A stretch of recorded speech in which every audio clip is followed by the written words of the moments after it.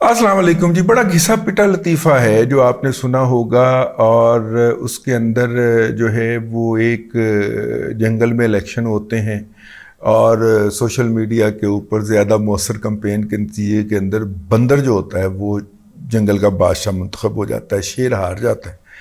शेर जो है वो निकल जाता है वहाँ से या जलावतन कर दिया जाता है और बंदर साहब की हुकूमत कायम हो जाती है।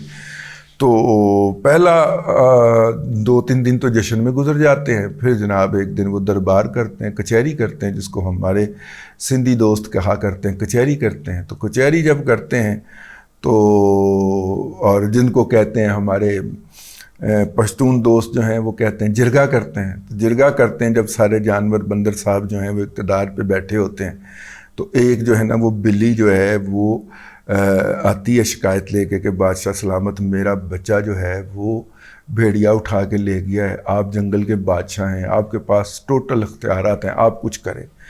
बंदर जो है वो छलांग लगा के फौरी तौर पे अपने तख्त से नीचे उतरता है और फिर जनाब दरख्त पे चढ़ जाता है। दरख्त की एक टहनी से दूसरी टहनी, दूसरी टहनी से तीसरी टहनी, तीसरी टहनी से चौथी टहनी, फिर वापस ज़मीन पे आता है, फिर जनाब चढ़ जाता है एक दूसरे दरख्त के ऊपर, उसकी टहनियों के ऊपर घूमता फिरता है और साथ में खो खो की आवाज़ें भी निकालता है, खड़े होकर तकरीरें भी करता है, कहता है मैं तेरा एसी उतरवाऊँगा। बांदर कहता ओए भेड़िए मैं तेरा एसी उतरवाऊँगा। ठीक है। अब जनाब वो फाइनली जनाब वो आखिर में जब बिल्ली कहती है कि बादशाह सलामत, अब तक तो मेरा बच्चा खा गया होगा भेड़िया, जितनी देर आपने लगा दी है। उसने कहा देखें कोशिश तो मैंने बहुत की है, ठीक है, अब ये आपकी किस्मत थी बिल्ली, म्याऊं बिल्ली, आपकी ये किस्मत थी, ऐसे ही कोशिश तो मैंने बहुत की है। अच्छा, ये लतीफ़ा हमें इसलिए याद आया है कि इस वक्त पाकिस्तान की जो ब्यूरोक्रेसी है वो फुल थ्रॉटल मूव में चली गई है कि ये जो हाफ़िज़ सैयद जनरल आसिम मुनीर शाह साहब ने ऐलान कर दिया है कि वो पाकिस्तान से अफ़गानिस्तान और अफ़गानिस्तान से पाकिस्तान होने वाली जो स्मगलिंग है उसको रोकेंगे, तो उसको नाकाम कैसे बनाना। देखिए, स्मगलिंग के 2 फैक्टर हैं।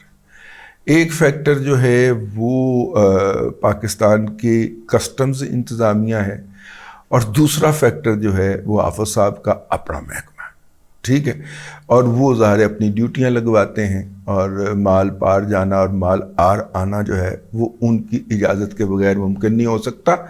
मुझे याद है 2008 में मैं भारत गया और हम जो थे वो एक डेलीगेशन के साथ गए, ट्रेड डेलीगेशन के साथ, और मुझे भी एज ए बिज़नेसमैन ले जाया गया क्योंकि इंडियन एम्बेसी मुझे वीज़ा नहीं देती थी। तो हमारे एक दोस्त थे, उन्होंने अपनी कंपनी का डायरेक्टर मुझे बना दिया और यूँ मैं इंडिया चला गया। काम जाके मैंने जर्नलिस्टों वाला ही किया, लेकिन कागजात में मैं एक बिजनेसमैन के तौर पे किया। तो अब जब हम पहुँचे वाघा बॉर्डर के ऊपर, बाय रोड हमने क्रॉस करना था बॉर्डर, तो मेरा ख्याल था कि परली तरफ वाले जो हैं ना वो उधर से एतराज़ होगा, ठीक है। तो उधर से तो एतराज़ कोई नहीं हुआ। इधर एक हॉकी के बड़े मारूफ प्लेयर हैं, वो कस्टम को हेड वो कर रहे थे। उन्हें पता चला कि जनाब बिजनेसमैनों का डेलीगेशन जा रहा है, तो वो कस्टम डिपार्टमेंट के उसको हेड वो कर रहे थे, मेरा ख्याल तौकीर ज़िया या इस तरह का कोई नाम था उनका, ठीक है। तो वो कर रहे थे हेड, तो वो आए, उन्होंने पूरा प्रोटोकॉल दे के जब हमें वहाँ क्लियर कर दिया अपनी तरफ से, तो फिर हाफ़िज़ साहब के महकमे वाले साहब जो हैं उनकी बारी आई। उन्होंने पूरा डेलीगेशन लगा दिया, गुजार दिया, मेरा और मेरे कैमरामैन के नाम के ऊपर जो है ना उन्होंने क्वेश्चन मार्क लगा के हेड ऑफ़ द डेलीगेशन को, जो उस वक्त Lahore chamber of commerce and industry के सीनियर वाइस प्रेसिडेंट थे, चौधरी शेख अरशद मरहूम जो थे, अल्लाह ताला उनके दर्जात बुलंद करे, उनको तलब कर लिया गया। अब शेख साहब बड़े परेशान, शेख साहब वैसे भी जो थे वो कोई इतने बहादुर आदमी नहीं थे। मैं अल्लाह के पास चले गए तो उनके लिए डरपोक का लफ्ज़ इस्तेमाल नहीं करना चाह रहा, लेकिन शेख साहब को इतने बहादुर आदमी नहीं थे। अब शेख साहब का ऊपर का सांस ऊपर और नीचे का सांस नीचे, ज़ाहिर है نمبر 1 ادارے کے وہاں پہ متعین افسر نے طلب کر لیا تو انہوں نے کہا اے کی کرن جا رہے ہیں، ساڑیاں محبتیں بہت پرانیاں نے، تو انہوں نے کہا اے کی کرن جا رہے ہیں. شیخ صاحب نے کہا یہ میرے مہمان کے طور پہ جا رہے ہیں، میرے پرسنل گیسٹ ہیں، اور میں نے انڈین سے بھی اس کی اجازت لے لی ہوئی ہے، تو تو کوئی اعتراض نہیں ہونا چاہیے. وہ اعتراض کرن. خیر کافی دیر شیخ صاحب جو تھے وہ وہاں سے یقین دہانیاں کرواتے رہے، اور شیخ صاحب نے بتایا نہیں مرتے دم تک، لیکن مجھے چیمبر کے بعد میں انتظامی افراد نے بتایا کہ باقاعدہ ریٹن ان سے انڈرٹیکنگ لی گئی تھی کہ یہ وہاں پہ کوئی ایسی سرگرمی اس نے کی، کسی کو دیا، کسی انڈین ٹی وی کو الٹا سیدھا انٹرویو دے دیا، یہ کر دیا وہ کر دیا، تو ہم جو ہیں وہ آپ ذمہ دار ہوں گے. اچھا مزے کی بات یہ ہے کہ شیخ صاحب نے اس میں سے کوئی بھی انڈرٹیکنگ مجھے کنوے نہیں کی کبھی بھی. ٹھیک ہے، میں وہاں پہ کم از کم 2 ٹی وی چینلز کے اسٹیشن میں گیا، فزیکلی وزٹ کیا. میں نے نام نہیں لیتا میں، چلیں چھوڑے، پر بڑے مشہور و معروف اور انڈیا کے ٹاپ ٹی وی چینلز ہیں، اور دونوں ٹی وی چینلز کا میں نے دورہ کیا. وہاں پہ اپنے جو ہم منصب تھے ان سے، ان کی طرف سے بڑے نرم سے انداز میں یہ کہا گیا کہ اگر آپ ہمارے پروگرام کو جوائن کر سکیں.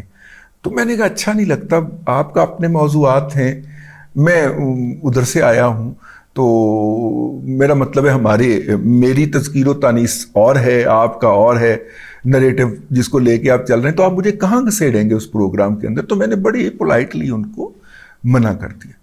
اچھا وہ آٹومیٹیکلی ہو گیا، اس میں کوئی ارینجمنٹ نہیں تھی، لیکن شیخ صاحب نے مجھے یہ بات نہیں بتائی. اچھا مزے کی بات یہ ہے کہ جب ہم بارڈر کراس کر گئے تو پرلی طرف جو تھے وہ انہوں نے گورکھے کھڑے کیے ہوتے، بہت بدتمیز اور گھٹیا ترین اور بدبودار ترین. ویسے بدبو تو سارے انڈیا سے آتی رہتی ہے، جب بھی آپ جائیں انسان کے بولو بازار کی جو بدبو ہے وہ ہر جگہ کے اوپر آپ کا پیچھا کرتی ہے.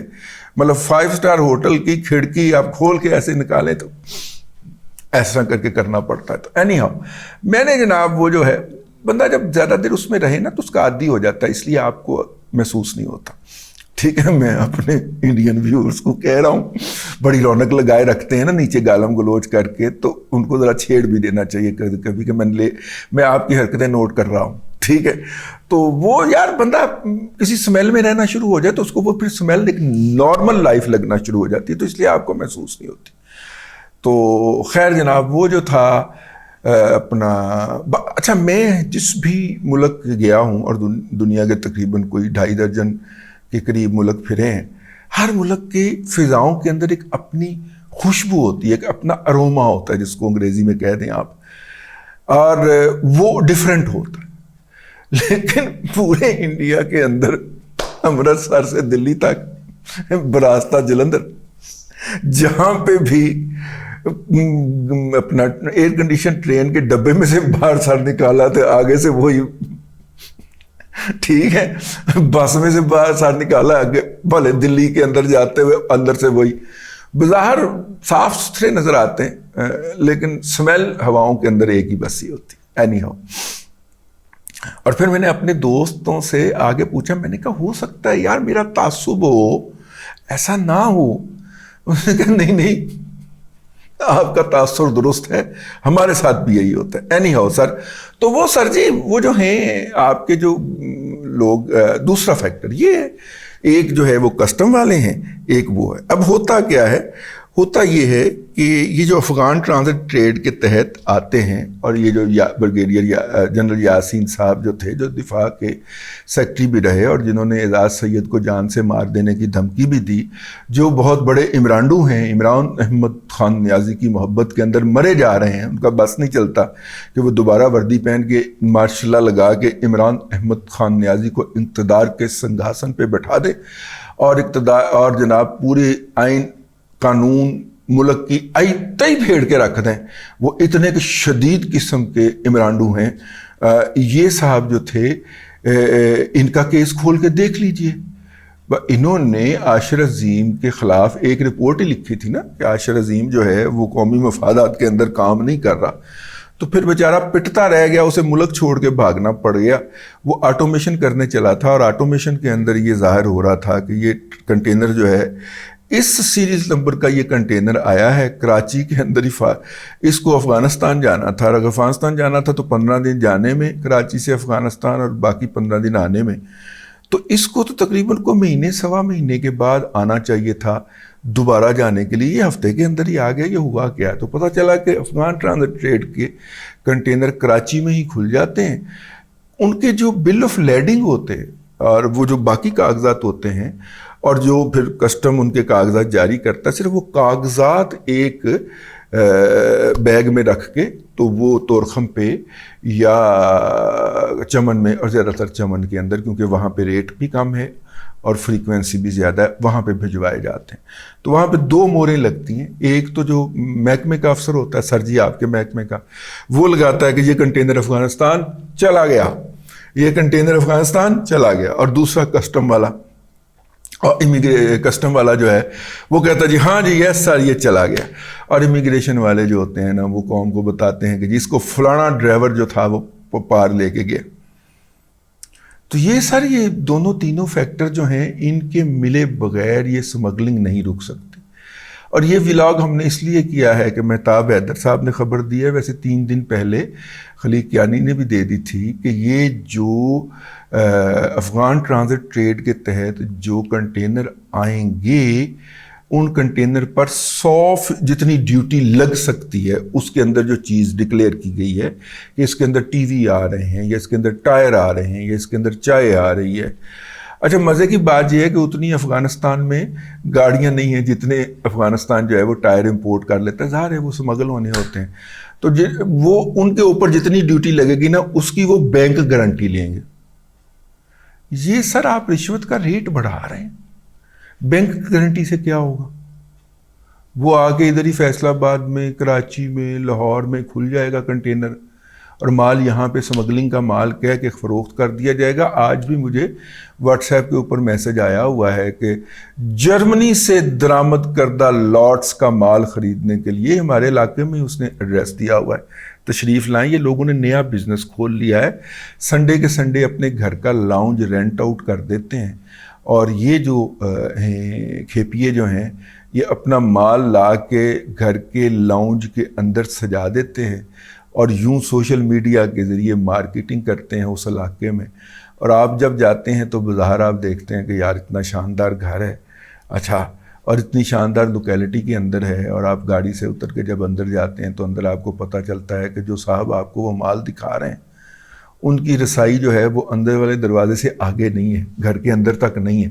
مطلب آپ کہہ دیتے ہیں یار پانی پلائیے گا، تو وہ پتہ چلتا ہے کہ اندر نہیں جا سکتے وہ، اور وہ پانی پلانے سے معذرت کر لیتے ہیں۔ تو گھر کے لاؤنجز کرائے پہ چل رہے ہیں، ان کے اندر سمگلنگ کا مال بیچا جا رہا ہے اور دھڑلے سے بیچا جا رہا ہے، آپ کو باقاعدہ آوازیں لگا لگا کے بیچا جا رہا ہے۔ اور یہ وہ مال ہے جو افغان ٹرانزٹ ٹریڈ کے تحت آیا اور اس کے کنٹینر لاہور میں آ کے کھل گئے۔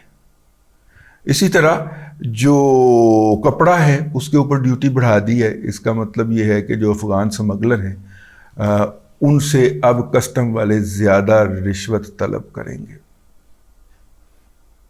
سر اس طرح نہیں ہوگا، صرف ان لوگوں کو ٹھیک کرنا ہے جو کہ یہ حرکت کر رہے ہیں، اور آپ کی سختی کے نتیجے میں ان کی پیدا جو ہے یا ان کی انکم جو ہے یا ان کی حرام کی کمائی کے اندر کئی گنا اضافہ ہو گیا۔ اب تک کے لیے اتنا ہی، اگلے ولاگ کے اندر پھر حاضری ہوگی۔ اللہ تبارک و تعالیٰ آپ کو آسانیاں عطا کرے اور آسانیاں خلق خدا میں تقسیم کرنے کی توفیق عطا کرے۔